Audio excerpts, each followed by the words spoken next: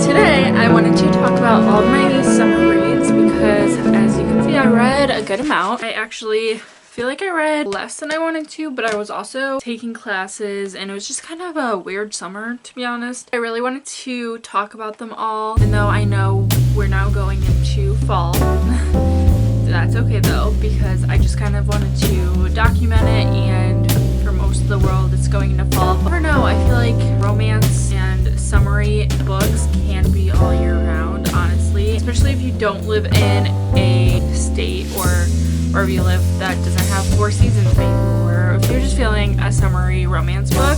So I just thought I would talk about all of the books that I read this summer, because I feel like all of these books kind of now they were all so good almost in a row pretty much, that I feel like it got to a point where I kind of just hit a slump of like nothing is hitting, to be honest. For a while there, I think I just got into a recent book now, finally, and I'm obsessed with it now.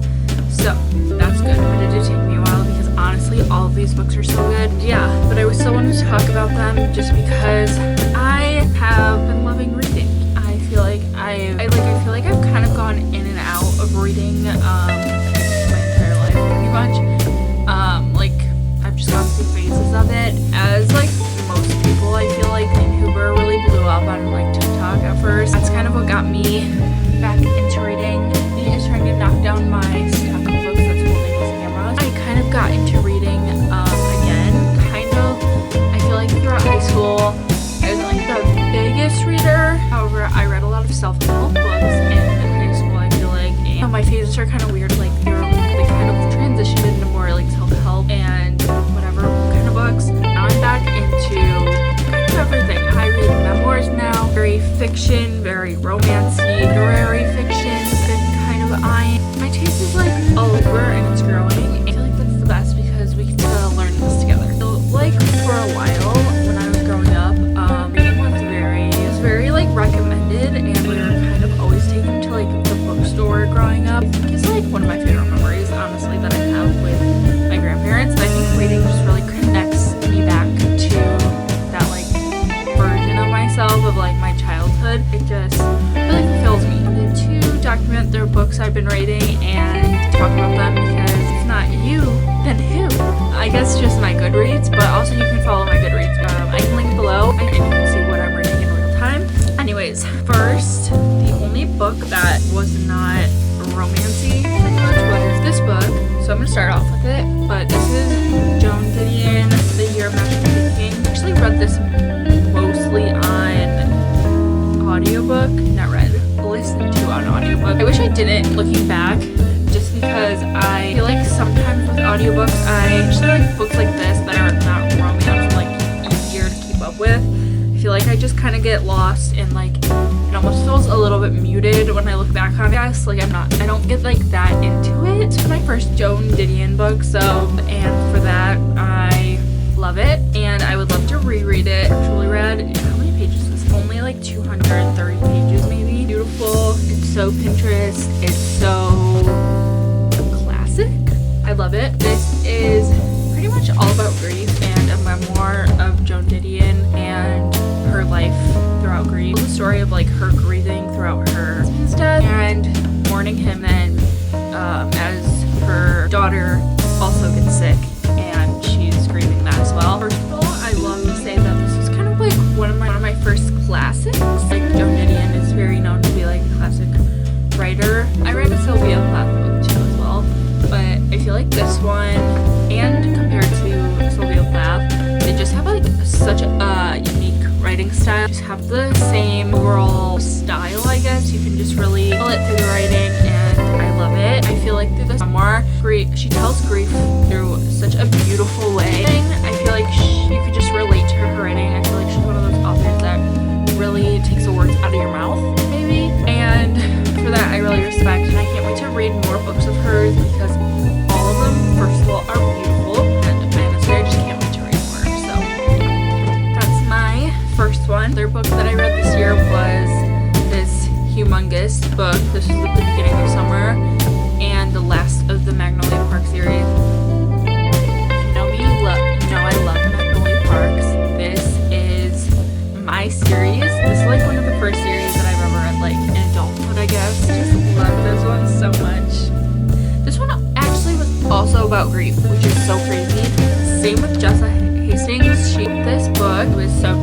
way she talks about grief in this book as well really blew my mind, because I feel like this book is so different than the rest. It was just so real and raw. It just felt so real and it hit different.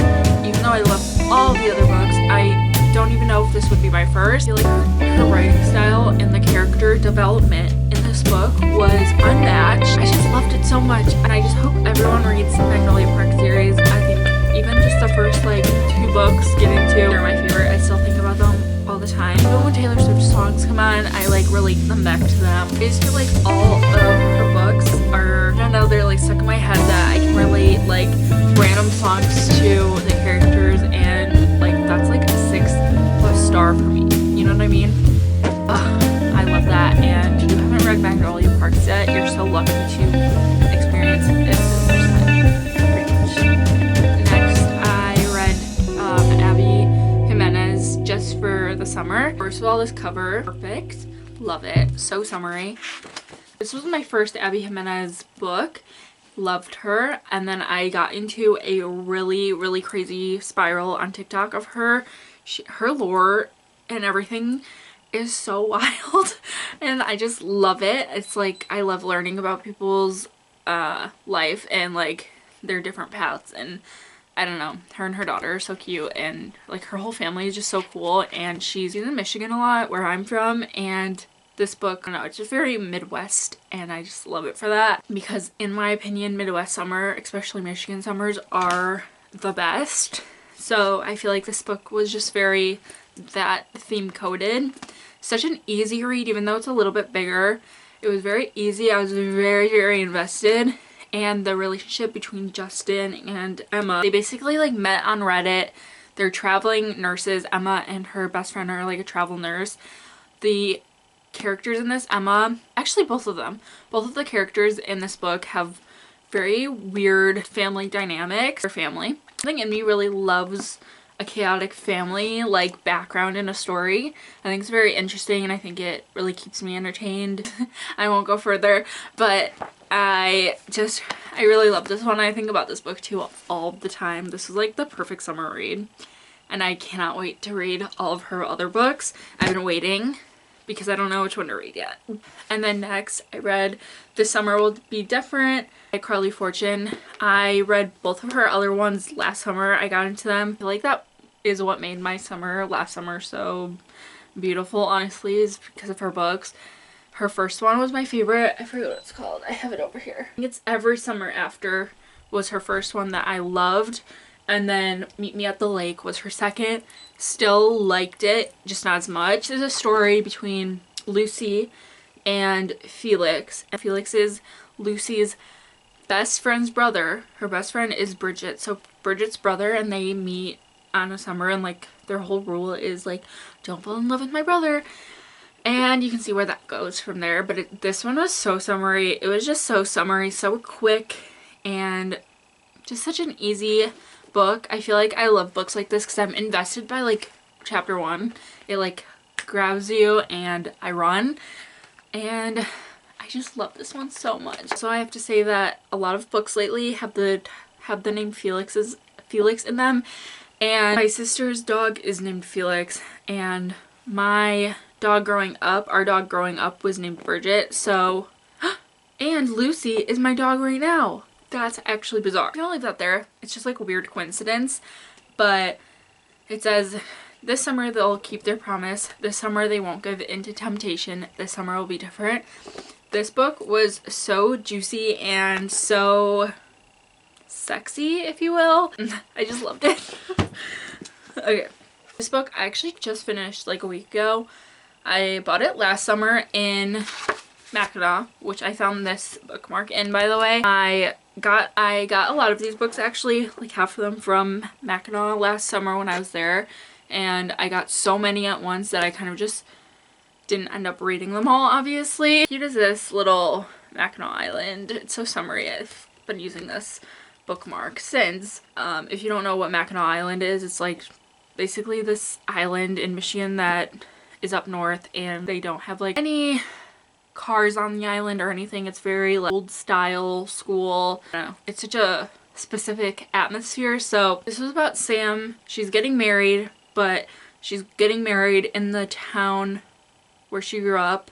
Wyatt is her old neighbor who she dated when she was growing up. They like split up and it was just like a weird story between them, but she's there with her fiance. Wyatt is there and they kind of just run into it to each other, and basically Wyatt is like holding the secret throughout the whole story. And I said on my Instagram story, if you saw this, that it gave me like rockstar boyfriend vibes at the end, because his secret is, actually I'm not gonna say it, but I'm gonna leave it there because I don't know, but I really did enjoy it for that reason, even though it is a weird to read a book that they're in a relationship and they cheat or they like something happens. It was very entertaining. I liked it still, but it was weird. I'll give it that. I have 3 more books and 2 of them are Emily Henry. So first off is the new release Funny Story by Emily Henry. Loved this book. Every time I look at this book, it just reminds me of like the June and July heat. I read this book mostly sitting out in the sun on the deck area, tanning, sitting out in the sun, and for that I love, first of all, this book was very juicy. The drama was real. Basically about Daphne, who was engaged to Peter, but Peter actually ends up, he's in love with his like childhood best friend, so she gets booted out. She has to move out and find a different place. So she found Miles, who's pretty much in the same situation as her, who was the childhood best friend and lover that he was in love with. It kind of gave me like New Girl vibes without like the roommates, like the other roommates, but like Nick and Jess vibes, and it was just a cute story. Very easy to read, very cute. It's in Michigan, as most, I think all of Emily Henry books are. I know how I feel. That is literally like my dream. I live here. Automatically makes it like a 10-star read. Do you know what I mean? So I can like literally picture like the lake they're on, the whole vibe of it. The librarian in this book, and I don't know, I just love the overall vibe of it. It was very cute. I love this cover. I feel like this cover was kind of controversial. I think it's very cute and very the vibe of it. It's cute. Love this one. I'm drinking lavender tea because apparently it's better than like melatonin and sleepy times tea. The next Emily Henry book, you might recognize this one. This, I read half of it last summer and for some reason never finished it, so I took it upon myself this summer to finish it and find out the ending, because it literally, I loved this book last summer. I don't know why I stopped, because it's literally one of my favorite books and I knew that from when I read it, half of it last summer. I just didn't know the ending, and it was so cute. It was so good. It was everything. Again, based in Michigan, so I can picture exactly the vision of it and the vibe of it. It just is so clear in my head for that reason. I mean, there's first of all so many good quotes in. I love her writing style. Every single book is just so good of hers, honestly. And love their names in this. It's Augustus Everett and January Andrews. They basically are writers, but they're total opposites and both have writer's block, so they kind of meet and they like switch off writing genres pretty much. And while they are writing this book, they basically are like falling in love the whole time, and it's just like a very slow, it kind of felt slow, like a slow burn almost. I don't know, I just could picture them so well in this book for some reason. I feel like that really helps when I can actually visualize the person I'm reading about, and this book I still think about it all the time. I will probably read this every single summer for the rest of my life, because it's just so Michigan and it's so everything that I love. I love a book about writers. I love names. I love Augustus in this. So yeah, if you haven't read this and you're in the same boat as me, go read it right now. Book, I finally read Malibu Rising by Taylor Jenkins Reid. Can we take a moment for this book? How literally destroyed this book got. I had it in one of my bags and I spilled water in it, so it's like all shriveled.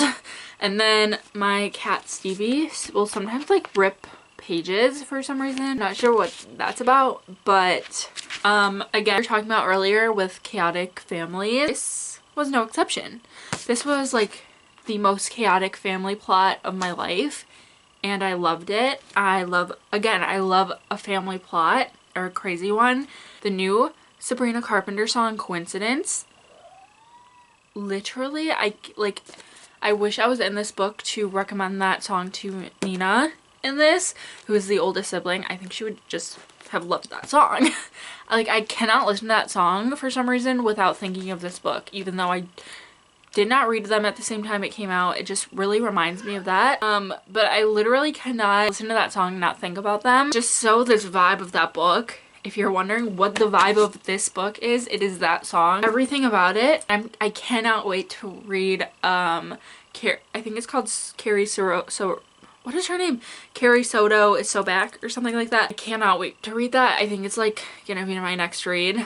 But everything she writes is literally perfection. This book takes place in Malibu in 1983. There are 4 siblings who are all surfers. It shows like the story in the like when her mom is growing up and when their mom and their dad meet. They have an annual party basically every year, like a beach party, and this one was just crazy and full of surprises, and it takes you through like all the siblings, and I just love a sibling book. I am very close to my siblings, so it just hits home for me, I guess, and like a chaotic family too. Yeah.